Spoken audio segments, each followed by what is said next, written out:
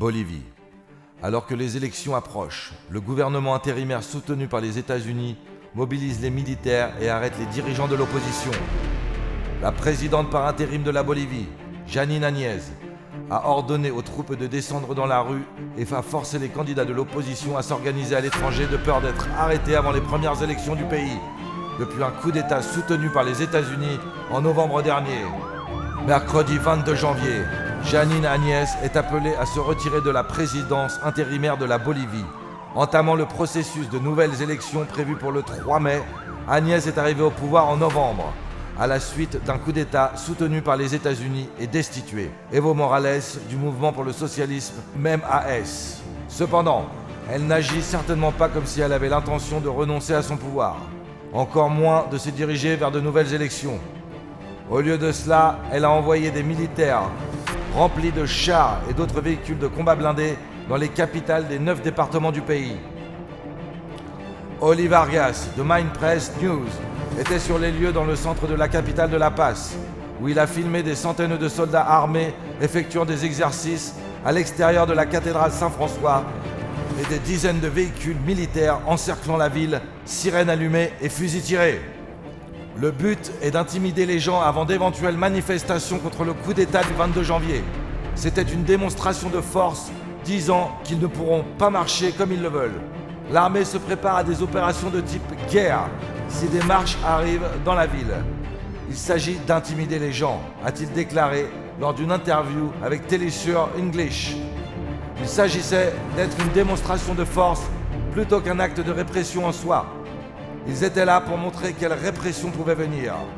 L'armée a joué un rôle de premier plan dans le coup d'État de novembre, exigeant la démission de Morales et sélectionnant Áñez comme son successeur.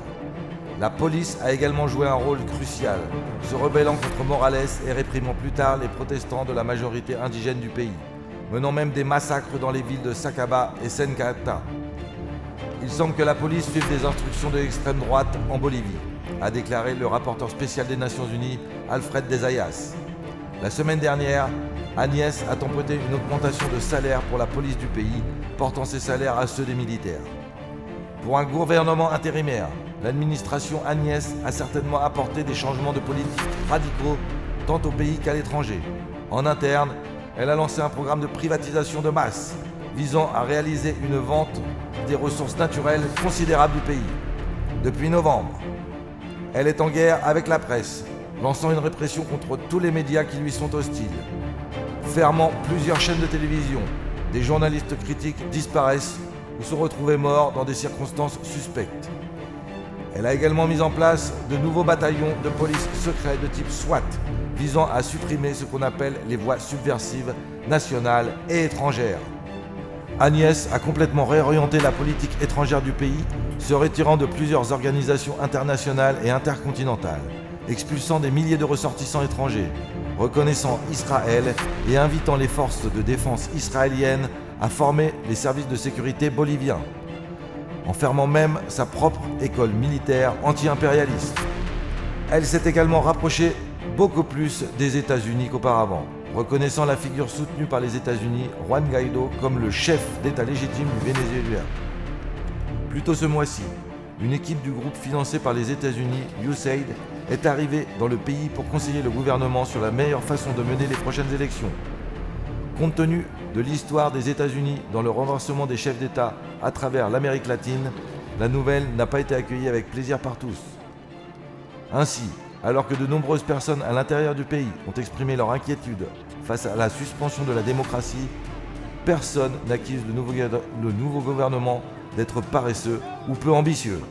Aux élections d'octobre, Morales et le MAS ont remporté 47% des suffrages au premier tour, de quoi assurer une victoire globale.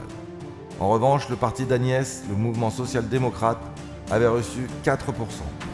Alors que tous les partis continuent de se comporter comme si un vote aurait lieu en mai, l'absurdité de la tenue d'élections dans les circonstances d'une prise de contrôle militaire où le parti de loin le plus populaire est réprimé signifie qu'il existe une possibilité très réelle que les procédures finissent par manquer de crédibilité. Hermanas y hermanos, Evo desde Argentina en el Día del Estado Plurinacional de Bolivia. Es un honor para mí deber y rendir este informe de conclusión de mi mandato como presidente constitucional del Estado Plurinacional de Bolivia. En primer lugar, saludo a los familiares de quienes perdieron la vida durante el golpe de Estado, a los heridos, a los presos políticos y a los perseguidos, a los asilados, a los exiliados, a quienes tienen coartados los derechos por los golpistas. También un saludo a ese pueblo alteño que luchó durante el golpe de Estado, al movimiento campesino indígena originaria movilizada junto a otros sectores sociales. Mi saludo y agradecimiento al presidente Alberto Fernández, a la vicepresidenta Cristina Kirchner y al pueblo argentino por su inmensa solidaridad y hospitalidad. También un saludo al presidente Andrés Manuel López Obrador y al pueblo mexicano por habernos salvado la vida.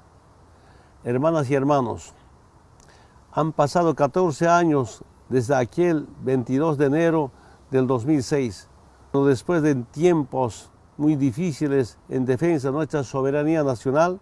El auténtico pueblo boliviano llegó al gobierno, pero nuestra historia no empezó ahí. La lucha de los movimientos sociales es muy larga, desde la rebelión de Tomás Katari, Tupac Katari y Bartolina Sisa, la lucha de los hermanos Lanza y Juana Zurduy de Padilla, de Zárate Vilca, Germán Buich, Gualberto Villarroel, el Che Guevara, Juan José Torres, Domitila Barrios y Marcelo Quiroga. Durante el neoliberalismo abrimos nuevos frentes, avanzamos de la lucha sindical a una lucha política electoral. Nos organizamos desde abajo con el objetivo de pasar de la resistencia a la revolución y transformar a nuestra querida Bolivia. Hermanas y hermanos de Bolivia, los jóvenes quizá no tengan memoria de cómo era Bolivia durante el neoliberalismo. Nuestro país era el más pobre y el más desigual de América del Sur. El agua, la electricidad, el gas, los aeropuertos, casi todo estaba privatizado. La riqueza boliviana era usada para enriquecer aún más a las empresas transnacionales y a la élite del país. Entonces, tú y yo, juntos empezamos nuestro camino hacia la construcción de una nueva Bolivia. Ese 22 de enero del 2006, con el pueblo en el gobierno, se vieron las primeras luces del alba después de la larga noche neoliberal.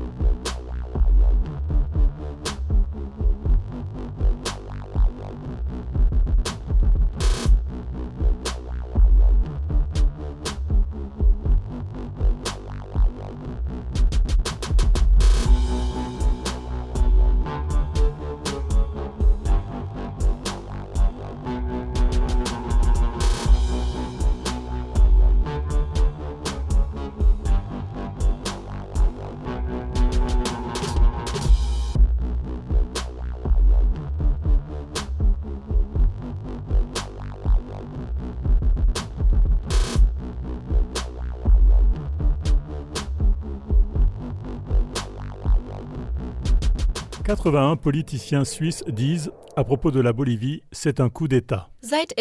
Depuis la fin du mois d'octobre, la Bolivie, un pays en plein essor, donc très prometteur, fait la une des journaux de manière alarmante.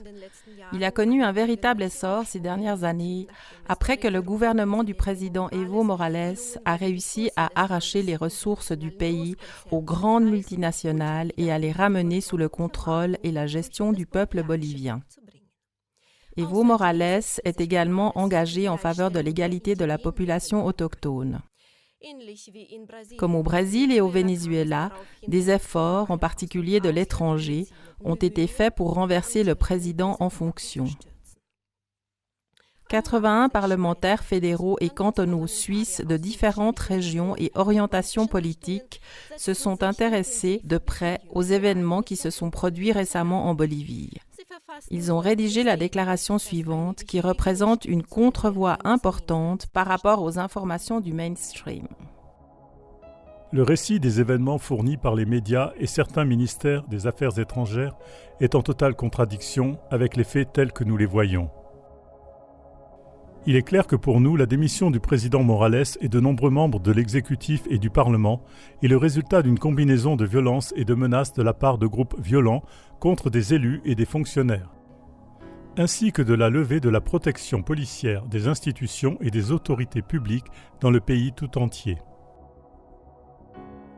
La proposition soumise au chef de l'État par la police suprême et le commandement militaire constitue un abus de pouvoir manifeste. Parler de démission volontaire est une fiction. Le terme exact est plutôt un coup d'État. Les violations des droits de l'homme, la militarisation de la sphère publique, l'annonce d'une chasse aux sorcières contre d'anciens ministres et les paroles mêlant racisme et fanatisme religieux prononcées par Janine Áñez, la présidente autoproclamée, nous font craindre le pire pour les jours à venir.